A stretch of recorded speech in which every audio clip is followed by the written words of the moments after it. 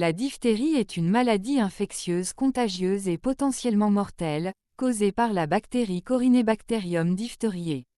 Bien que le vaccin ait rendu la maladie rare dans de nombreux pays, des épidémies continuent de survenir, notamment dans les régions où la couverture vaccinale est faible.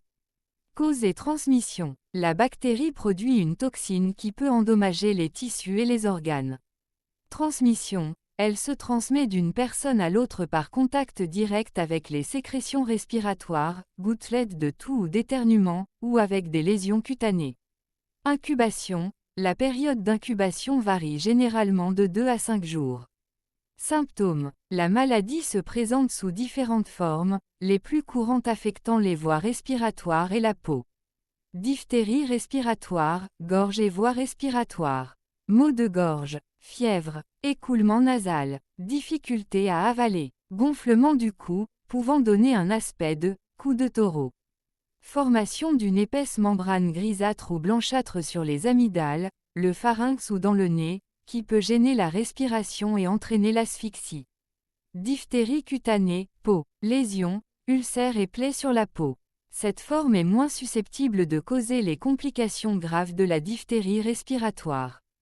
Complications. Sans traitement, la toxine diphtérique peut se propager dans le sang et causer des complications graves.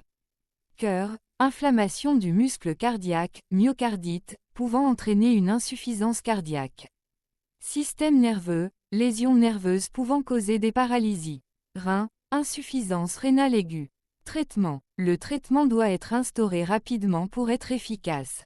Antitoxine diphtérique, pour neutraliser la toxine bactérienne dans l'organisme. Antibiotiques, pour éliminer la bactérie. Soins de soutien, pour gérer les voies respiratoires et surveiller la fonction cardiaque. Prévention. La vaccination est le moyen le plus efficace de prévenir la diphtérie. Vaccin. Il fait partie des calendriers de vaccination systématique chez les enfants, souvent combiné au vaccin contre le tétanos et la coqueluche, vaccin DTP.